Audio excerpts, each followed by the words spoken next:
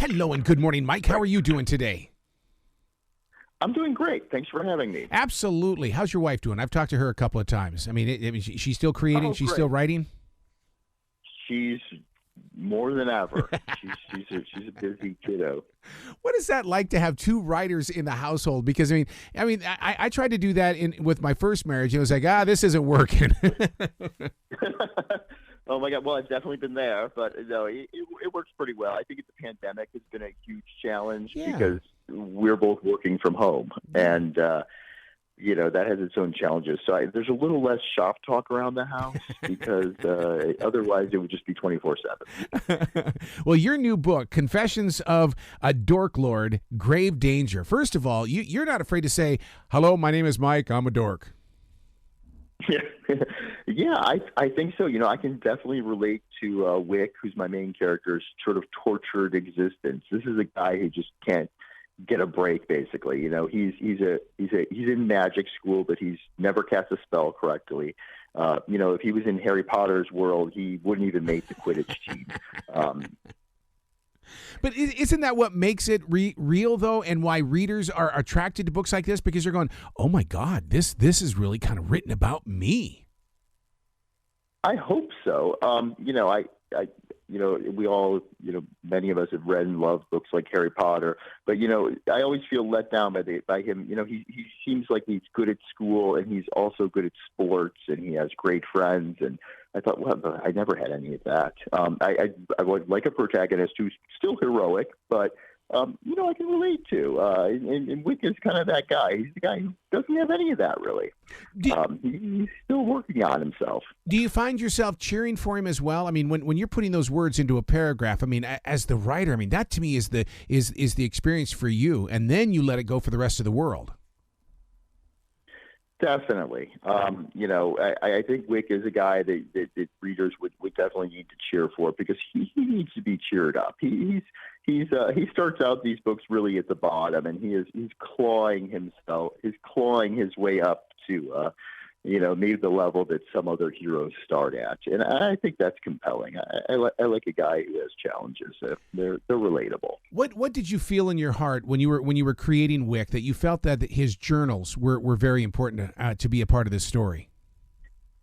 Yeah, so these books are told in journal form, which kids know from books like Diary of a Wimpy Kid and Dork Diaries and all and other similar books. And it's a really compelling medium because it's first person, and I use the word confessions and Confessions of a Dork Lord because it's kind of what diaries are. They're little confessions. They're almost like secrets we share with no one. Except our journal. So I find it an incredibly sort of fictional journal, and they've been around forever, of course, is a really compelling medium. It's fun to peek into someone else's journal, isn't it? Writing. Well, I'm a daily writer, so journaling is my life. I keep two journals. I do the morning pages in the morning, and then I do a defrag journal where I break it down. It'd be like if I were the author of Dork Lord here. It'd be okay. So you're going to call it Dork Lord. Break it down. Break it down. Break it down. Break it down. How do you process your creativity? That's a great question. Creativity is kind of a 24/7 thing for me. I live in Los Angeles, and I find I get most of my thinking done in the car, which is convenient because in Los Angeles we spend a lot of time in the car, and so perhaps that's also why the car and the shower. I feel like in times when I have a slight amount of distraction, I'm doing something else. I'm actually able to process my thoughts better, and I can get some core thinking done. I mean, beyond that, it's just sort of, butt in the seat writing as much as is possible to get things done. Sadly, like anything else, it's a profession, as you know, and we simply have to write a lot to get it done. Yeah, a lot of people don't understand, especially as writers, that there's a narrator that lives inside of us, and that narrator is what puts those words on that page. Yeah, I think I'm somebody who I have a really severe dry eye problem that keeps me from reading as much print as I once read, and so to cope with that, I discovered audiobooks. Yes. And it's become interesting because there are some audiobooks are not great, but a great actor can really bring a whole new dimension to an audiobook. So in a sense, like we hear people giving voice to these characters, and I when I write books, sometimes I feel like I'm narrating my own audiobook. Like I've created an actor, and I'm using his skills to act out my character, and I can kind of hear that voice a little bit. Do you find yourself walking into the writing space and going, "Okay, Wick, come on, we got to get to work. Okay, show me what you got today, buddy." Marshal the troops. I think so sometimes. I'm an author. I come from an architecture background, actually, so I'm a bit of a planner. So when I do write books, I do extensive planning. I do a lot of outlining and planning. So I know the key moves, and then I feel like you have to do the opposite when you write. You have to not let the outline control your every motion, and you have to be able to improvise. Which is something I think I understand, and for me, it gives myself structure, but also flexibility. The one thing I learned about architecture, and I did this in high school because I took drafting all the way up to drafting 3, was you've got to answer that question: why? Interesting. What do you mean by that? In other words, why did I put the window on this side of the building? Why is the front door here? Why? And so when you go into storytelling, you're constantly asking why. Yeah, exactly. Everything needs to make sense. When we make books, when we make characters, they have to be kind of organic. They're each a world unto themselves, and they have their own internal logics, and they have to make sense to the reader. And if they don't, the reader trips on it. They get confused. Why would he do that? Why would he say that? Why would that happen in this world? Everything has to feel natural and compelling, as if in this world this should happen. It's the only thing that would happen. I agree with that. And architecture has that quality too of composition, where all the elements are essentially in harmony. Everything makes sense with everything else, and has been plotted because of function, form, geometry, or structure. Sometimes architecture is a little more easy because we have some very concrete things. We have to put the plumbing somewhere, and so you can learn aesthetics, and structure has its own demands. We balance a lot more concerns. There's a little more flexibility in books. Oh yeah, because your stories have a foundation to them. Look at this foundation. The villains always get to do the fun stuff. I think you're the first person that's ever said that to me. Yeah. Interesting. I have had, I must confess, I have had a lifelong interest in the villains. They're sort of these perpetual underdogs, and often characters that aren't, maybe, especially in science fiction and fantasy, very brought to life in a way that's very full and interesting. And yet I've still found them compelling. They're the ultimate underdogs. They seem to always lose at the end. And so this book is about one of those. He's actually the son of a sort of Dark Lord, a sort of, fantasy villain. And I thought, I haven't really read that book. I'm sure it's out there. Somebody will tell me that there's probably another book that did the same thing. But I hadn't seen a lot of those, especially in this middle grade space. And so I thought, it's an interesting territory to explore. The modernism of writing is, I love the fact that you look at Wick as being an influencer. And I got to be honest with you, there are businesses all over this world that are searching for influencers. I love that you're handing that to the reader as well, where they can make a difference in their own world. Yeah, definitely. And Wick he's somebody who's struggling for. This is of course a fantasy book, so it takes place in something or like the Middle Ages, of course a fictional era. And but like a modern kid, Wick is looking for followers, different kind of followers, not social media followers, but followers nonetheless. So he has some struggles that might be in common with the kids of today and the problems they encounter, even though he's coming from a really different world. So what do you do to prepare your writing self to create the language of the modern day teen? Because it seems like their minds are everywhere, but you have this way of getting them to focus in on the subject at hand.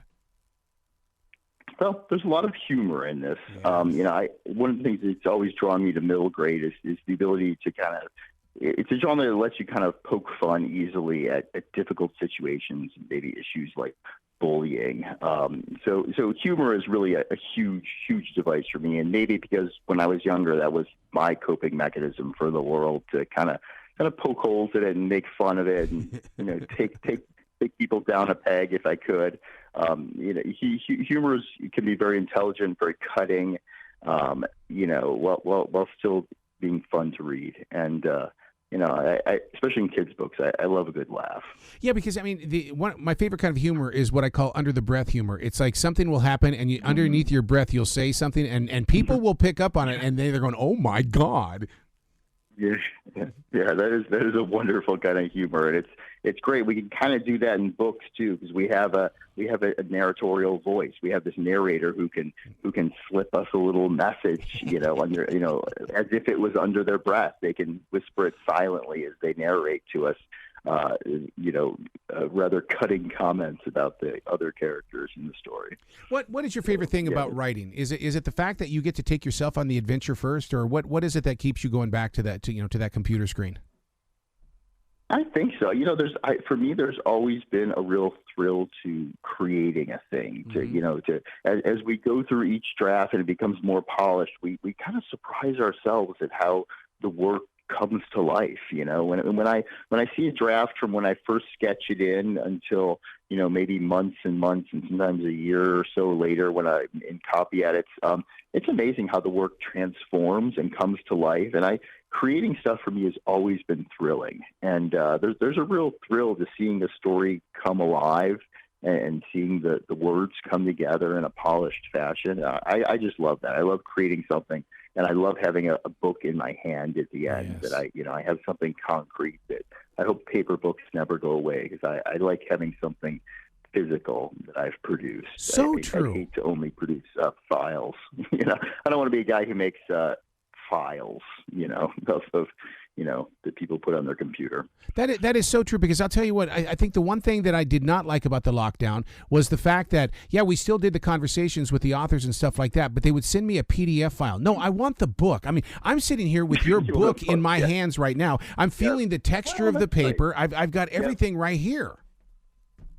Yeah, and it's I do love that too, and I think it's different. I don't think ebooks are the same experience. It's harder for us to read on a screen. Yep. It's not as good for our eyes. It's a different experience, the way I flip pages. It's, people like to pretend that there's no difference, but the differences are maybe even enormous. Yeah. And one of the things I love about Kids Lit is people see their kids spending too much time on an iPad anyway, so I think they're more than happy to buy them physical books. And physical books really sell for Kids Lit, so I love that it's a genre that's really hung on to the physical book, and I think it will continue to. And I think publishers have responded to that. They produce very beautiful books. I love these books. They don't have a dust jacket. They have the cover printed directly on the boards, which I've always loved. It's actually my favorite. I wish all books were kind of done that way. Because the dust jackets tend to tatter a little bit, and these seem to wear a little bit better. So I think publishers put a lot of effort into making these books beautiful and something that you want to hold and have. And I love that. It's a real respect for books. Well, especially for young adults, because darn good and well, they throw it into their book bag, they throw it into their locker, they throw it wherever they can, and that book has got to take a beating. Exactly, yeah. Yeah. These are tough books, and no doubt because of the audience, and I love that. It means they're thinking about it. How do you move through the storm? Because there are young readers right now that are writing. They want to tell stories. They want to share stories. I call them writer hiders, but they're putting them underneath their beds. They're putting them up in the attics. They don't want to release what's being written, and they don't understand the process. It doesn't belong to you. Yeah, that's an interesting. I do think putting yourself out there is always a challenge, and it's frightening. Even when I sell no books, it's still frightening to have your book out there, and it's frightening because everything gets rejected. I was once reading about Harry Potter and how many times that book had been rejected before it was published. Yeah. Plenty of great books are rejected, so I think people have to realize that the rejection isn't necessarily about your book, and that things are rejected for a lot of reasons, and sometimes really great books are rejected. There's a whole history of great books being rejected. So, you got to learn to take that rejection in stride. To be honest, that's hard. That's something I still struggle with. And if I have when I get a rejection or a bad review or anything, it's something we struggle with. It's something that's hard not to take personally. So I understand why those kids keep their manuscripts under their bed. But, to produce, we need to deal with the trauma of putting our work out there in the world. What's your website, man? I want my listeners to come and give you some love. All right. So you can, if you just type in Michael Johnston author, you'll find my website. And the best place to find out about me is on Instagram and Twitter. And my handle is M Johnston, Johnston author, M Johnston author on Twitter and Instagram. And recently, because I write for kids, I joined TikTok, which was its own kind of traumatic experience. So, oh well, I got to try everything. It's That's been right. interesting. Mike, you got to come back to this show anytime in the future. The door is always going to be open for you. Thanks. Well, you be brilliant today, okay, sir? You too. Thanks so much for having me on the show. I had a great time.